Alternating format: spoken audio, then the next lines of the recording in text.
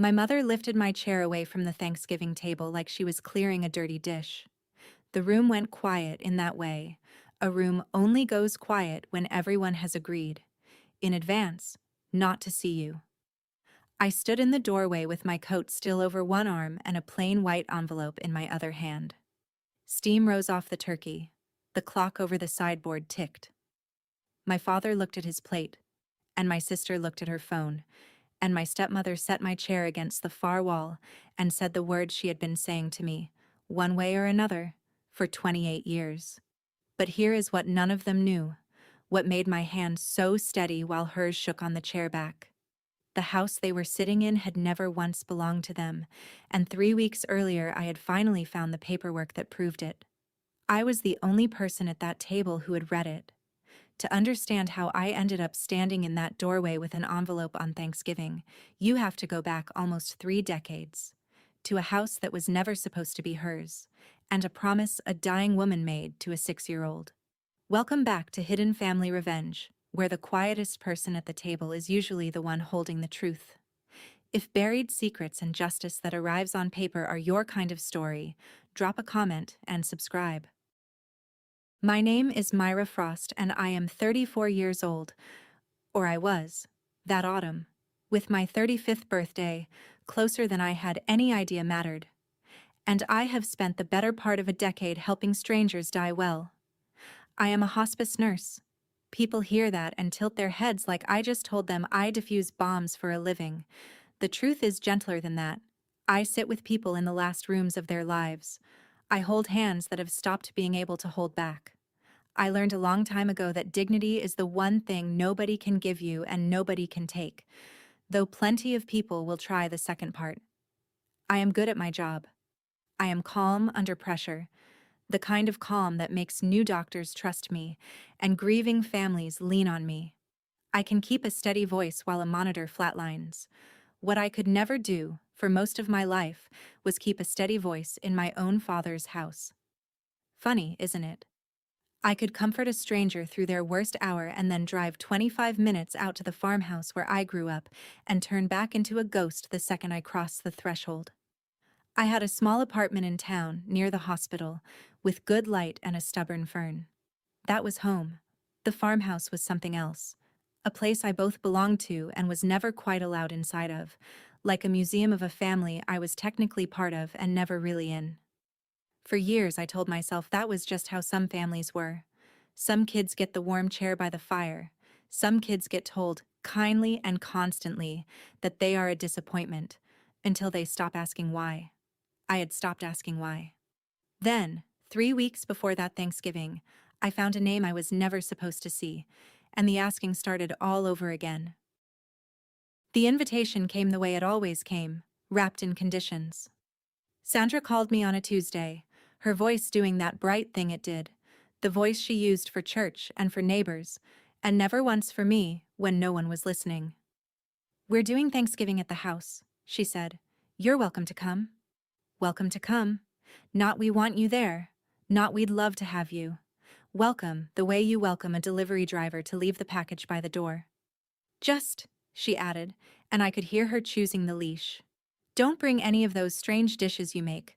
And please, Myra, no hospital stories at the table. Brooke's bringing the baby. It's a happy day. I said I'd think about it. I always said I'd think about it. And I always went. Because some animal part of me kept hoping that this would be the year the door actually opened.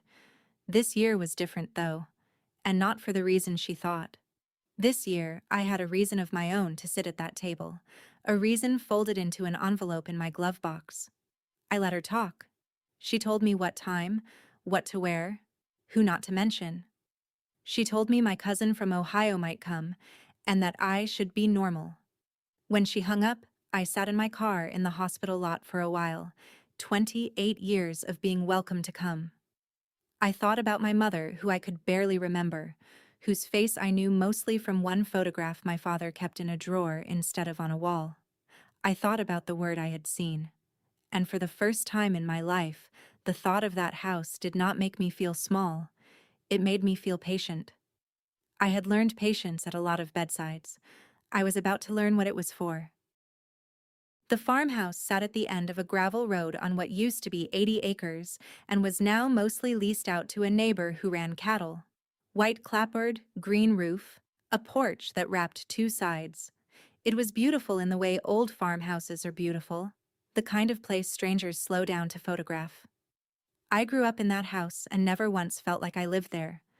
My earliest memories are of being told to be careful, be quiet, be less. There was a cedar tree by the gate, and a gatepost with a square patch where the paint was always slightly newer than the rest, like a scar that kept getting touched up. When I was little, I asked my father what had been there. He said, "Nothing, just old wood."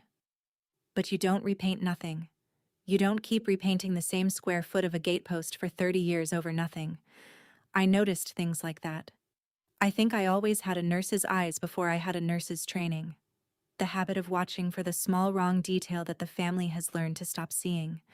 The bruise under the sleeve, the patch on the gatepost. The way my father's jaw tightened whenever the conversation drifted toward the years before Sandra. There were rooms in that house I was never sent to. There was a name nobody said.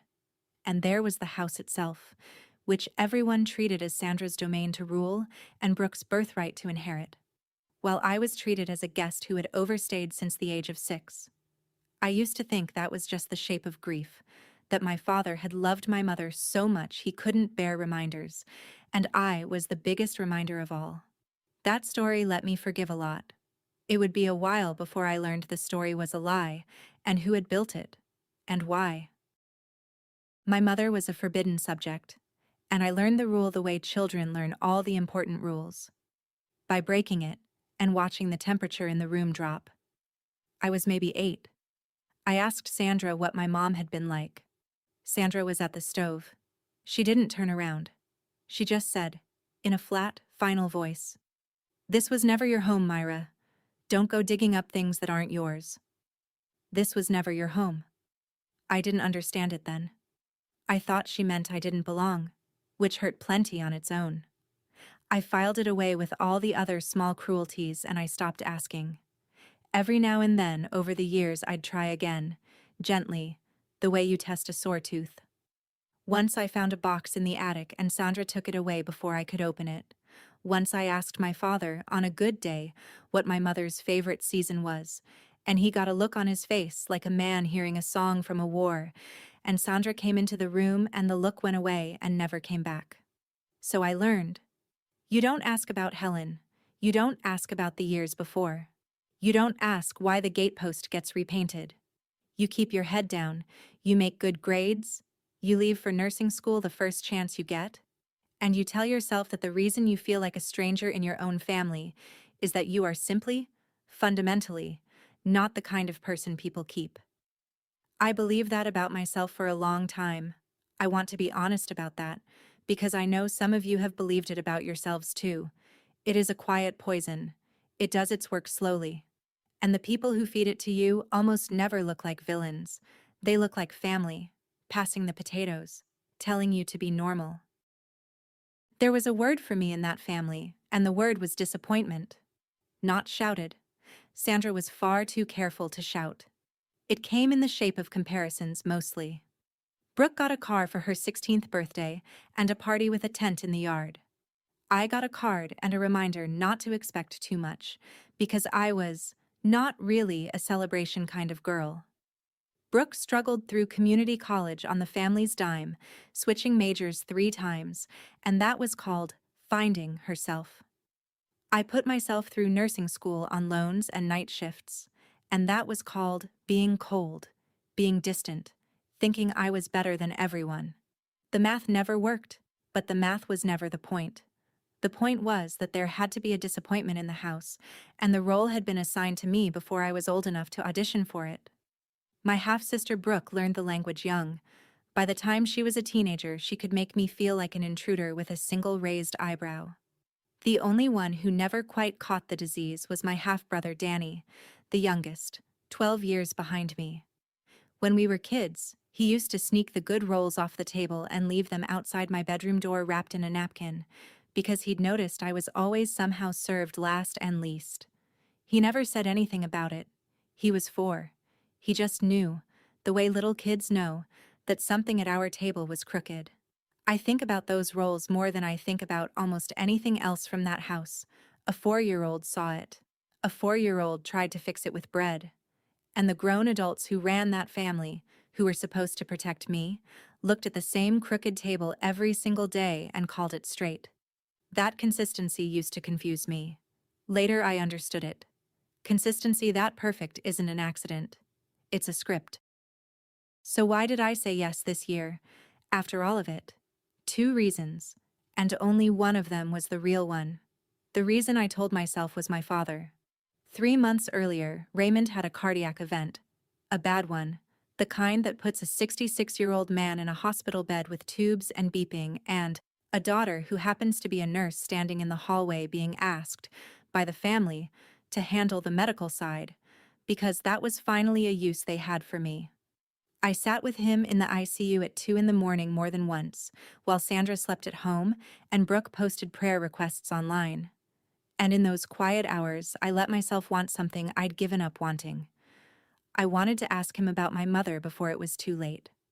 I wanted one true conversation. He survived. He came home.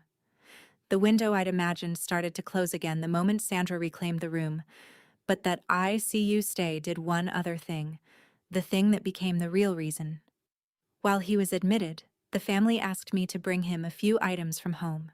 Reading glasses, his wallet, some papers he kept fussing about from the nightstand.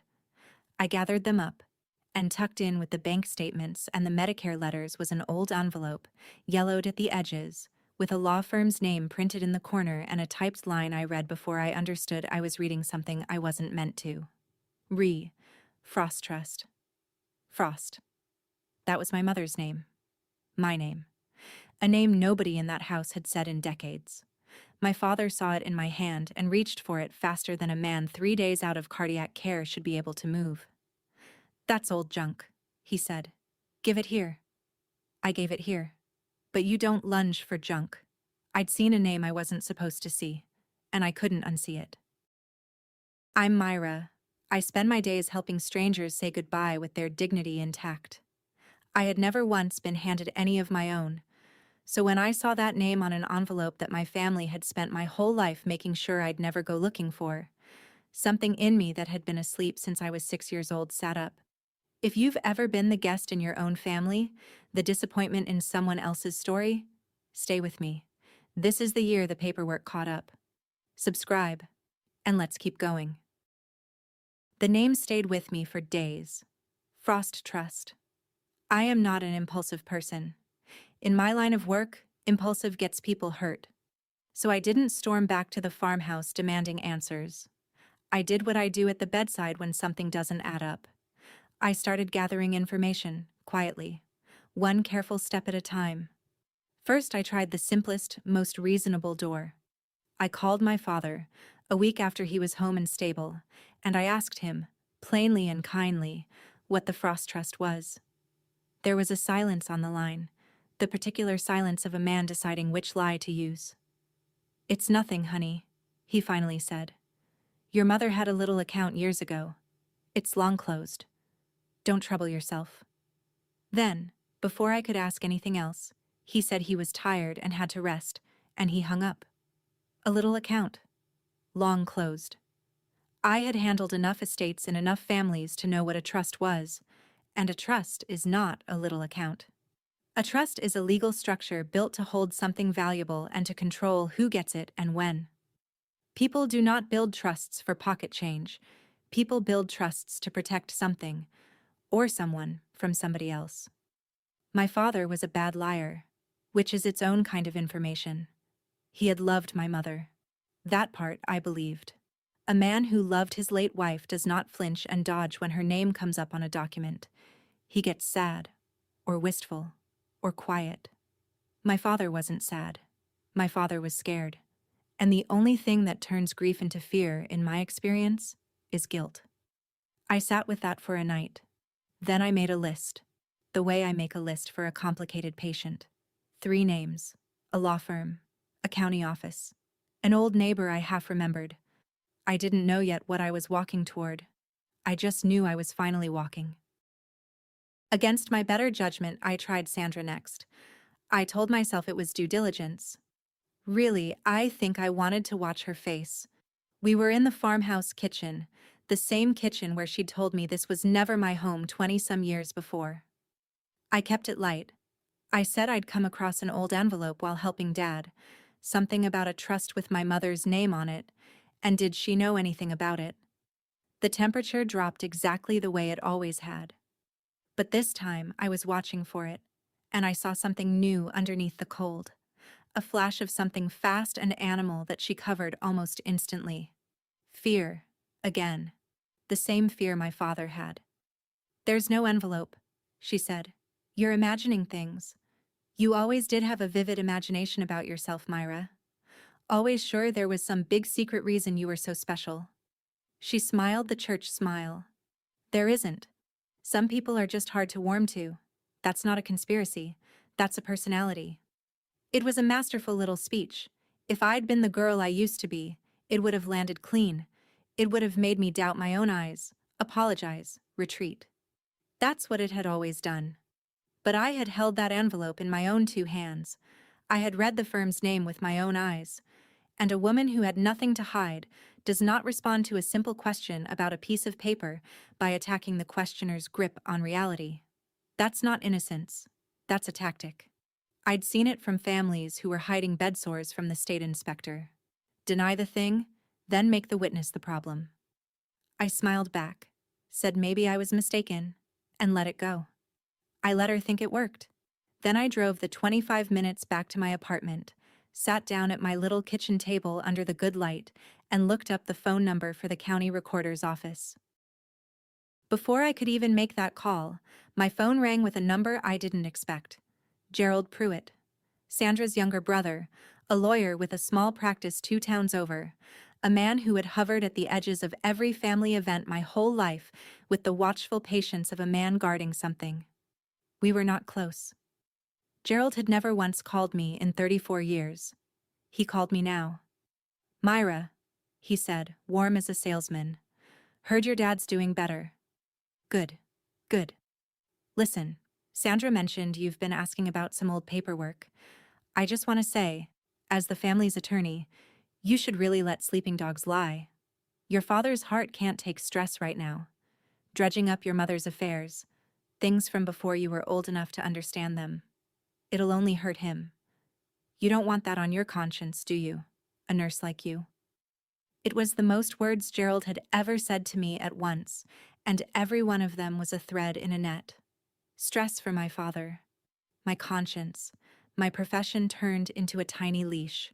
He didn't threaten me. He was far too smooth for that. He warned me, lovingly, the way you'd warn someone away from a cliff edge. Except the cliff was clearly something he didn't want me to see over. Here is the thing about being a hospice nurse. I have sat with hundreds of families in the worst weeks of their lives, when the masks slip, and you see who people really are around money and death. I know exactly what it sounds like when someone is protecting a grieving man, and I know exactly what it sounds like when someone is protecting themselves and calling it love. Gerald was doing the second one. The family lawyer, calling out of nowhere to talk me out of reading a document about my own mother. I thanked him for his concern. Then I made my appointment with the county. There was a name that had floated up out of my childhood when I started making my list. Adler. An old woman who used to live on the next property over, back when my mother was alive. I remembered her vaguely, the way you remember a smell.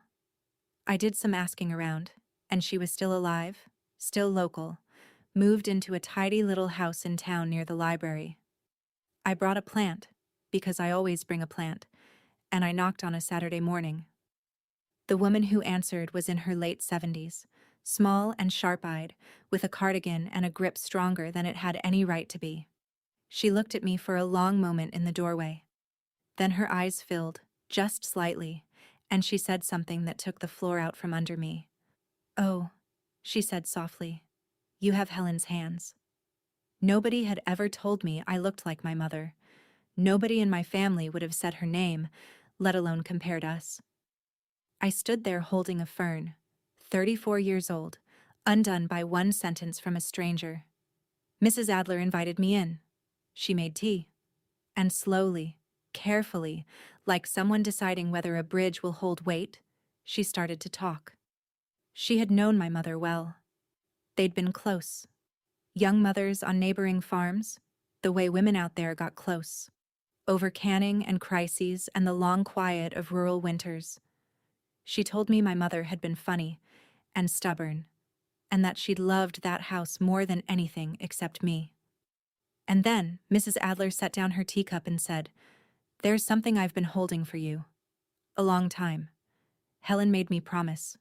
She said, "Give it to Myra when she's grown and when she comes asking. Not before." She looked at me. "You came asking." And she got up, slower now, and went down the hall to find it. While she was gone, I sat very still in that little living room, the way I sit still in a patient's room when the family has stepped out, and it's just me and the machines and the truth.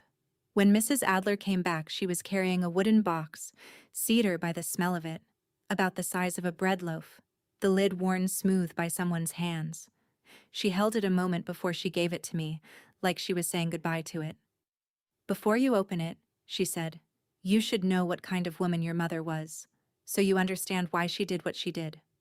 And she told me. My mother, Helen Frost, had grown up on that land. The farmhouse and the acreage had come down through her family, the Frosts, not my father's. It was hers. Her name on it, her people's graves in the little plot at the back of the property. When she got sick, in her early 30s, she got sick fast. And the thing that frightened her, Mrs. Adler said, was not dying. It was what would happen to me afterward. "She loved your father," Mrs. Adler said carefully, "but she didn't trust him to hold a line. He was a good man and a weak one.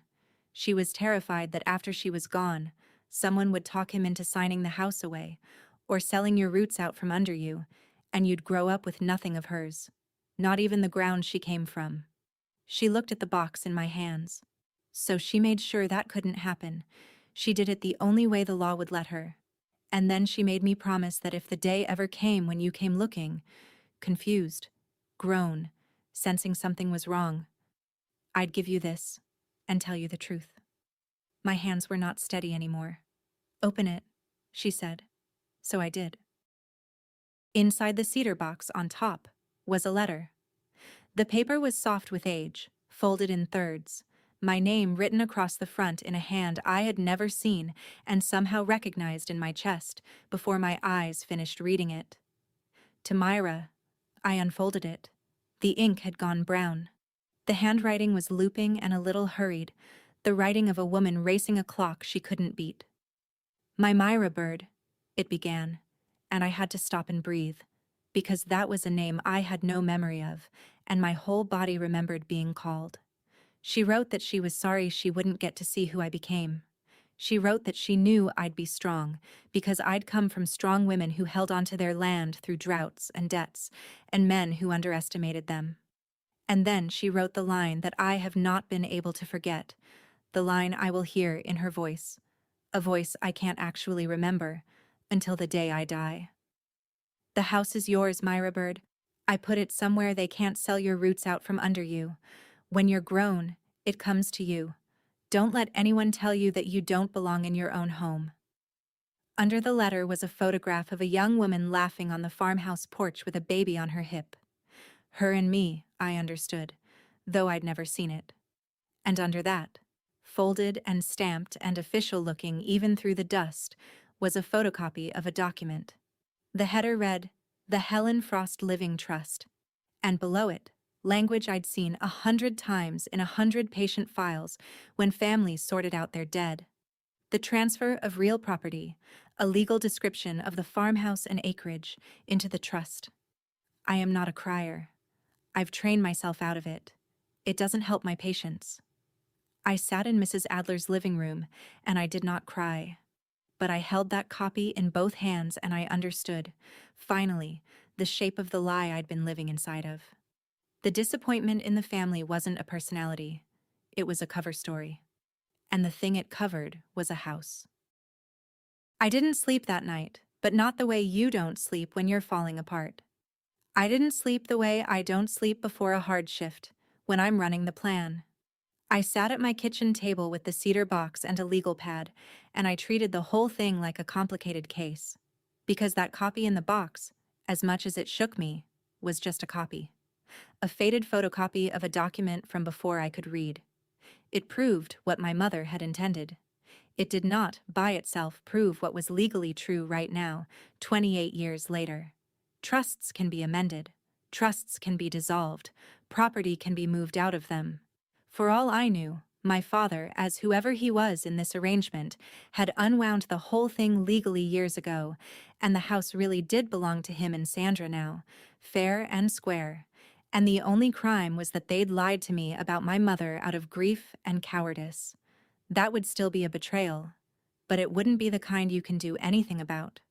So I made 2 columns on the legal pad, the way I do. What I know. What I need to find out. I knew my mother had created a trust and put the house in it for me. I needed to find out whether that trust still existed, whether the house was still in it, who the trustee was, and what they'd been doing for 28 years. There's a clean way to answer the first part of that. Deeds are public record. When you put a house into a trust, you record a new deed at the county, and anyone can walk in and look at the chain of title.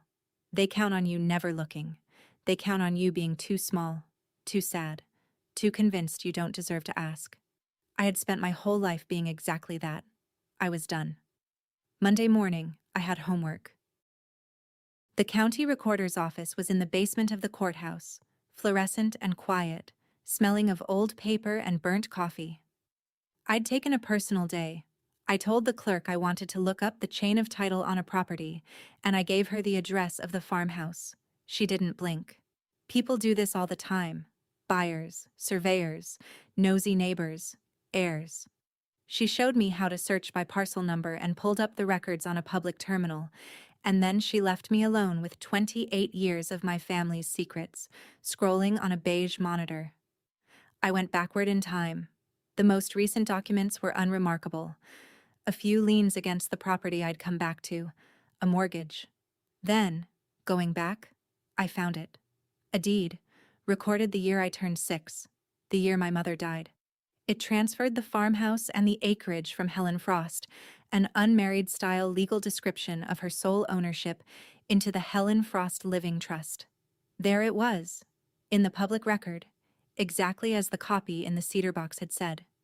The house had gone into my mother's trust. And then I kept scrolling forward, my heart doing a slow, hard knock against my ribs, waiting for the document that would undo it. The deed transferring it back out. To my father, to Sandra, to anyone. I scrolled through the whole chain, twice. That deed did not exist. There was no transfer out of the trust. Not in 28 years. The house I grew up in, the house where I was told I didn't belong, the house where my chair was about to be carried to the wall. That house had been sitting inside my dead mother's trust, in my name, the entire time. Everyone in my family had been living all these years in a house that legally was not theirs to give, to keep, or to hold over me. The clerk came back to check on me. "Find what you needed?" she asked. I said yes. I needed a lawyer. Small towns leak.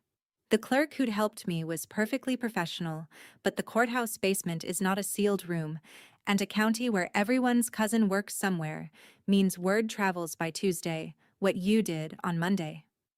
By the time I got home, there was a voicemail from Gerald, and his salesman warmth had developed an edge. "Myra, I understand you've been at the courthouse, pulling records on the family home." A pause, calculating. "I really must advise you, both as the family's attorney and as someone who cares about your father. Stop. Whatever you think you've found, you don't understand the full context. These are complicated matters. You could do real legal harm to people you love, expose your father to liability, and frankly, embarrass yourself. Let me handle it. Come see me and I'll explain everything. Come see me and I'll explain everything."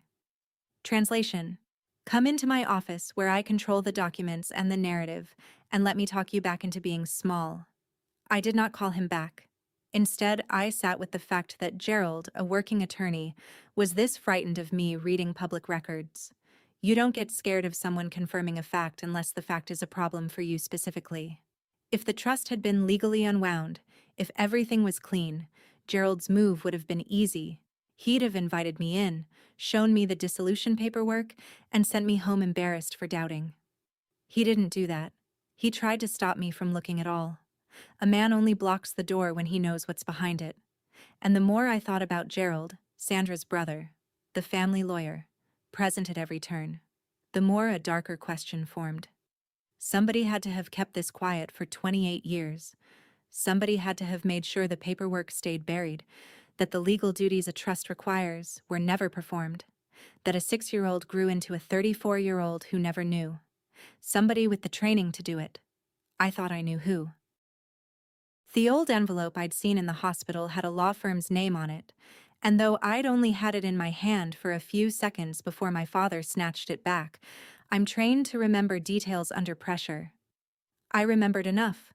The original firm had closed years ago, but small firms get absorbed, and their files go somewhere. After a few phone calls, I found the successor practice, a 2-attorney office in the county seat that had taken over the old firm's estate files when the founding partner retired. I made an appointment with a woman named Carol Vance. I brought everything: the cedar box, my mother's letter, the photocopy, and the printouts I'd made at the county. Carol Vance was about 50, gray-suited with reading glasses on a chain, and the unhurried manner of someone who has watched a great many families come apart over money and is no longer surprised by any of it. She listened to my whole story without interrupting, which is rarer than you'd think. Then she put on the glasses and read the letter, and the photocopy, and the deed printouts. She was quiet for a while. "Give me a few minutes," she said. "We may still have the underlying file." She went into a back room. I sat there in a stranger's office, and I noticed my own hands, my mother's hands, folded in my lap, steady again now that there was a task in front of them. When Carol came back, she was carrying a thin accordion folder, soft at the corners, with a faded label. She set it on the desk between us and looked at me over the glasses, and her expression had changed. Lawyers learn to keep flat faces. Hers wasn't flat anymore. "Ms. Frost," she said slowly, "I want to make sure I understand. Your family has been telling you, your entire life, that this house is theirs, and no one ever told you about this trust." "No one," I said. She tapped the folder. "Then you should know what's in here, because somebody had a legal duty to tell you, and they didn't."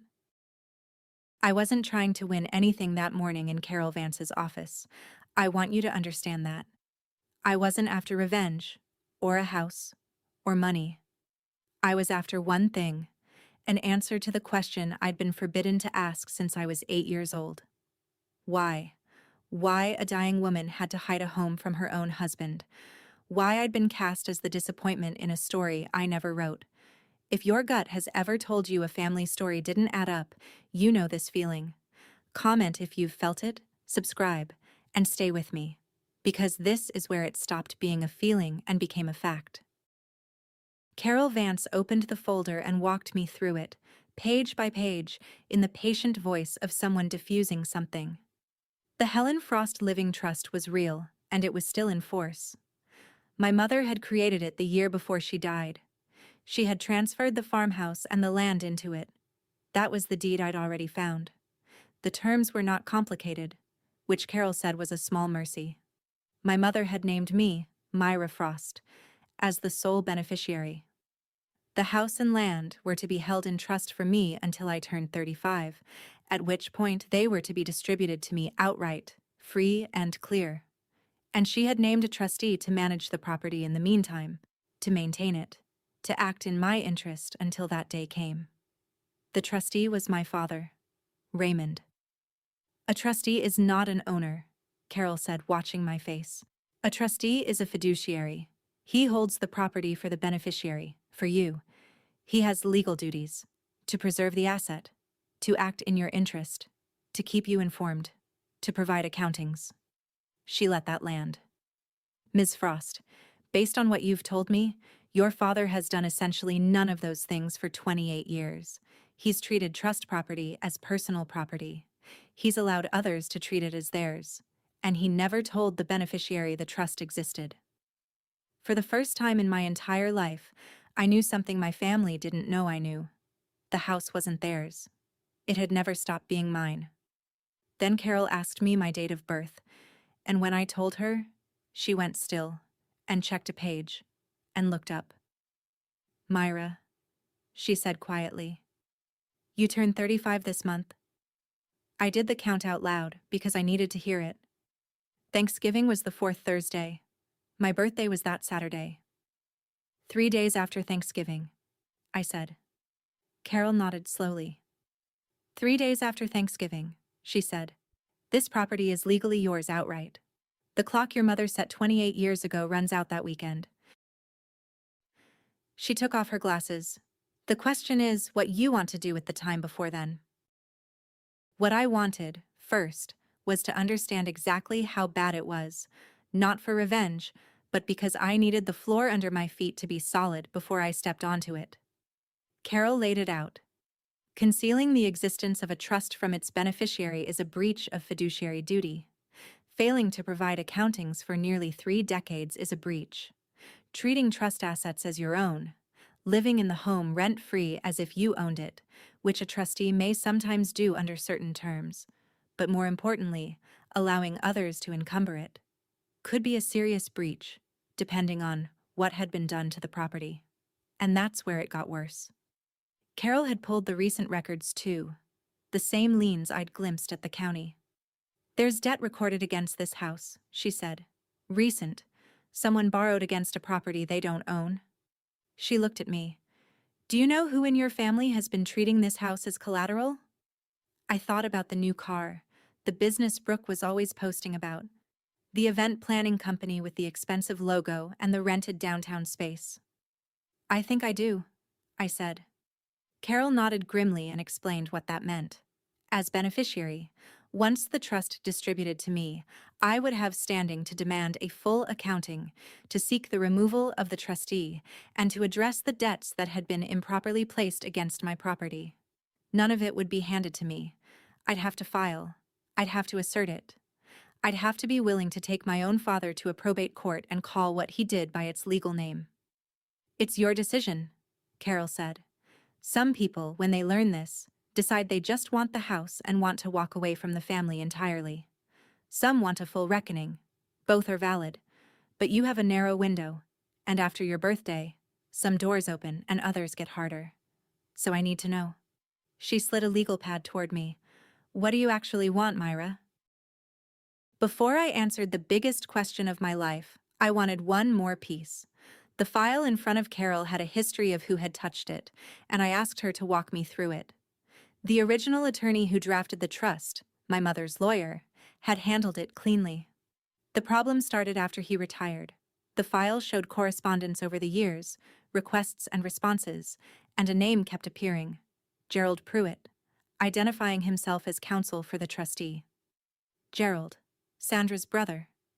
For 2 decades, Gerald had been the lawyer in the loop on this trust, and Carol, reading the record with a deepening frown, pointed out what was missing.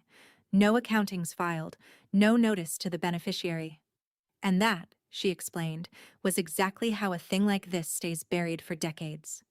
Every piece of trust correspondence went, by law and by design, to the trustee's own address, the farmhouse, where Gerald saw to it that none of it was ever forwarded to the beneficiary who wasn't supposed to know she was one.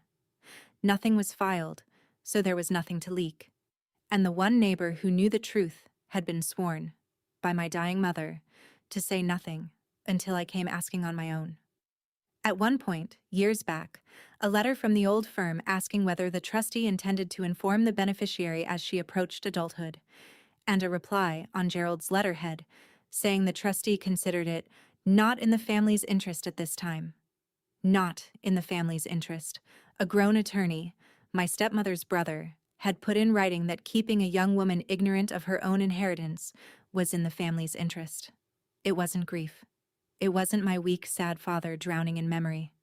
It was a strategy, drafted and maintained by a professional, who knew exactly what the law required and chose, year after year, to do the opposite. The dislike I'd felt from that family my whole life, the careful, consistent coldness, clicked into a new and uglier shape. They hadn't disliked me into the role of disappointment by accident. They'd needed me small. They'd needed me convinced I deserved nothing, so I'd never go looking, never ask the questions that would lead me to a courthouse basement and a cedar box. Every birthday card that told me not to expect too much, every comparison to Brooke, it had a purpose. Carol watched me put it together. "Now you understand the why," she said gently. "So, what do you want to do about it?" I thought about Carol's question for a long time, long enough that she let me sit with it in silence, which I appreciated. The honest first feeling was rage, clean, hot, satisfying rage, the kind that wants to make a scene, post the documents, scream the truth at a holiday table until the whole town hears. I let myself feel it, then I set it down, because I know what rage does. I've watched too many families let it run the show, and it never builds anything. It just burns. The people who'd done this to me had used loud, public, emotional weapons my entire life. Sandra's specialty was humiliation, the lifted eyebrow, the cutting comparison, the public little cruelties that made me doubt myself. Gerald's weapon was the leash of soft warnings. They were people of performance and pressure. So I decided I would not fight them with their weapons. I would fight them with mine. I don't yell, I document. I would let Carol prepare everything properly, certified copies of the recorded deed, a letter laying out the trust, my status as beneficiary, the upcoming distribution date, and a formal demand for an accounting. Paper. Quiet, patient, devastating paper. And I would deliver the truth the one way that couldn't be denied, spun, or buried. In front of witnesses, calmly, with the documents in hand, and then I would walk away and let the facts do the work that no amount of screaming ever could. "There's a certain elegance to that," Carol said, and I think she meant it. We made a plan. She'd prepare a clean packet of certified documents. The trust would distribute on its own schedule, the Saturday after Thanksgiving. That part was automatic, written by my mother decades ago. And the accounting demand, the trustee removal, the matter of the debt Brooke had hung on my house, that would follow, properly, through the courts, after. "When do you want to tell them?" Carol asked. I already knew. "At Thanksgiving," I said. "At the table." 2 days before Thanksgiving, my father called me. Not Sandra's bright command, not Gerald's smooth warning. My father, alone, at an hour when I guessed Sandra wasn't in the room. His voice was thin. "Myra," he said, Are you coming Thursday?" I said I was. There was a long pause, the kind I know from deathbeds, the pause of a person standing at the edge of saying something true and afraid of the drop. "Your mother," he started. "Helen, there are things I should have." And then I heard it in the background, Sandra's voice, sharp. "Raymond, who are you talking to?" And the truth he'd been on the very edge of saying folded itself back up. "Just drive safe," my father said quickly, and the warmth went flat and false. "Don't bring anything. Sandra's got it handled." He hung up. I sat with the phone in my hand. For one moment, hearing that thin, frightened voice, I felt the old pull, the daughter's pull, the wish to make it easy for him, to walk in Thursday and pretend, to spare a sick old man the reckoning.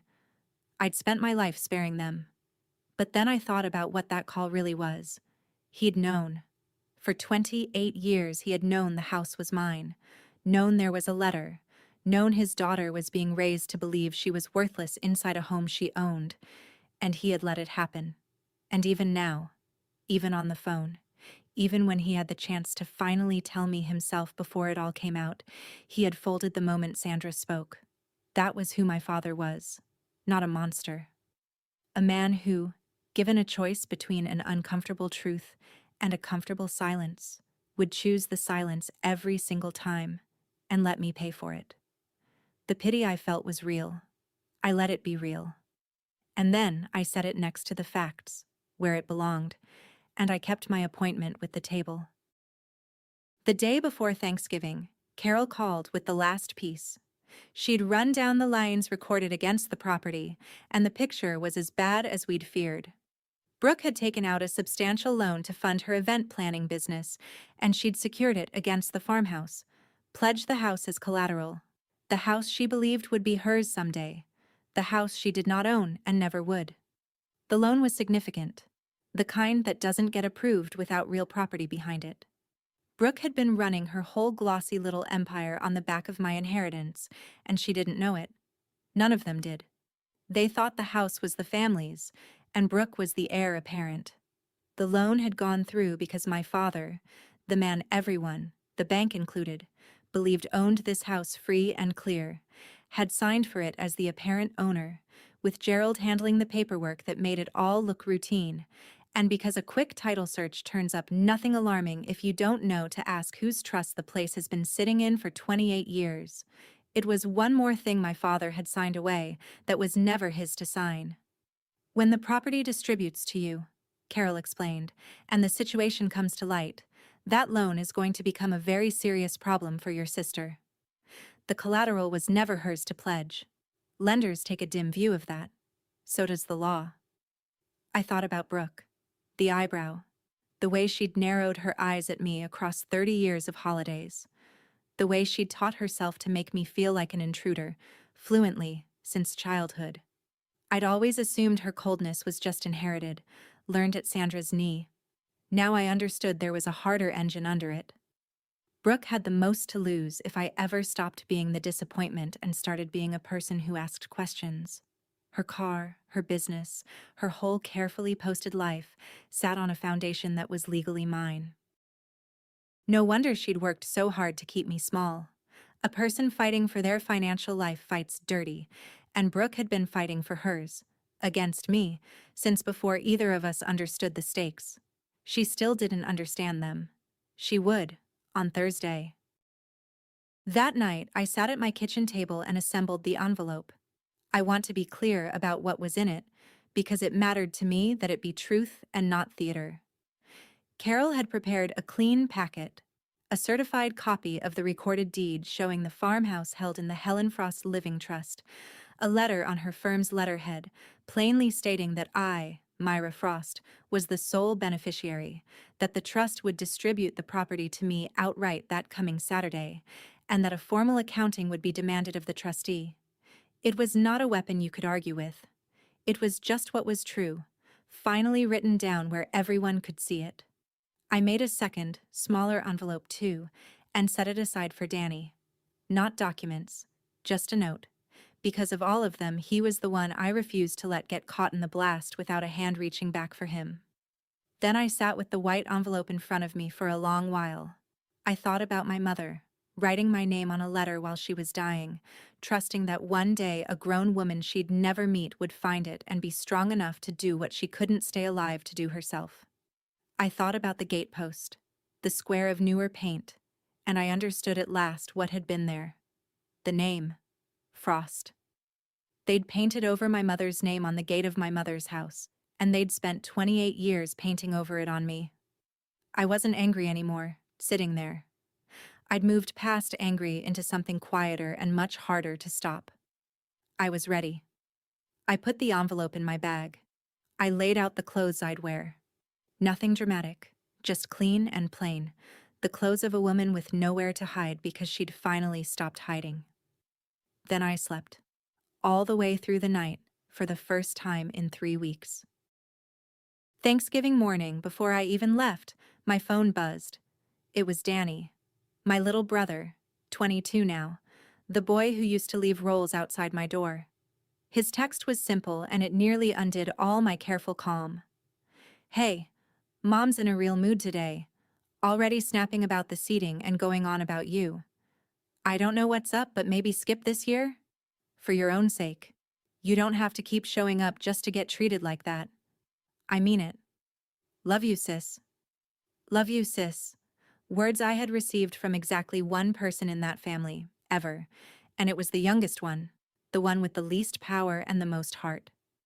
I sat on the edge of my bed and read it twice. Going on about you, already snapping about the seating. So Sandra had something planned. Of course she did. Word had reached her, through Gerald or the courthouse grapevine, that I'd been digging, and her response was not fear that she'd be exposed. She didn't know how close I was. Her response was to double down on the old strategy. Put the disappointment back in her place. Hard. In front of everyone. So the questioning stopped. She was going to make an example of me at that table. She had no idea she was setting her own stage. I texted Danny back. I'm coming. But I promise you, whatever happens today, you're not in trouble, and you never did anything wrong. Just stay calm and stay out of the way when it gets loud. Trust me. And Danny, thank you for the roles. I never forgot. I don't know if he understood that last part. He'd have been too young to remember.